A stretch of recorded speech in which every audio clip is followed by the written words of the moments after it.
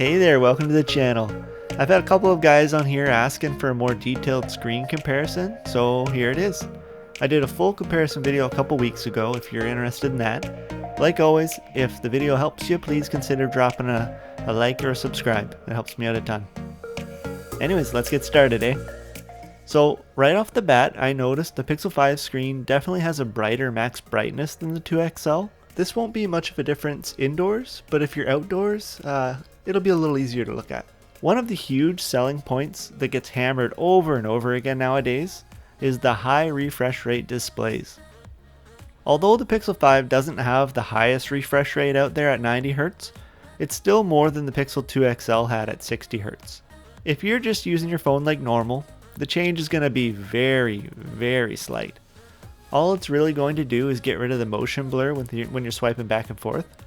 At some point your eyes can't really process the difference, and the majority of content like TV and movies are all filmed at 24 frames per second. The only exception would be video games, but that's only if your phone has the hardware to output the higher frame rates. So to me it's just not a big deal. I filmed this comparison video at 60 frames per second just so you all can get a better feel for what it's like having the phone right in front of you. Here's some slow-mo to show the difference between the refresh rate, but I personally don't see life in slow motion, so it's not really going to help me. Now, the Pixel 2 had one glaring screen issue. It would have a blue cast to it if you weren't looking straight on. I personally had to send 3 phones back before I got this one, which is still just okay. The Pixel 5 on the other hand doesn't have that same issue. You can view it from the side without any problems whatsoever. It's really wonderful.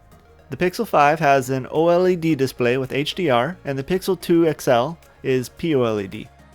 This was one of the more surprising benefits. It wasn't until I played the videos side by side that I realized just how good the image was on the Pixel 5.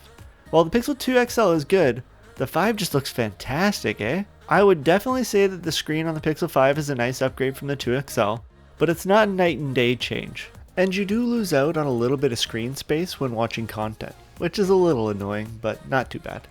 As for the cameras on these phones, they're both still absolutely fantastic. Even though the hardware hasn't had a huge improvement, the phones handle themselves really well.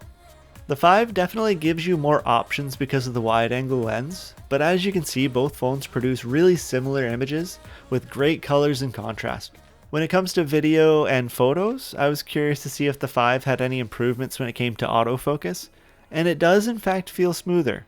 But the Pixel 2 XL still has great autofocus. They really knocked it out of the park with their software. The Pixel 5 also has some voodoo type image stabilization for video. One of the best I've seen. I genuinely don't understand how they get away with stuff like that. It's crazy.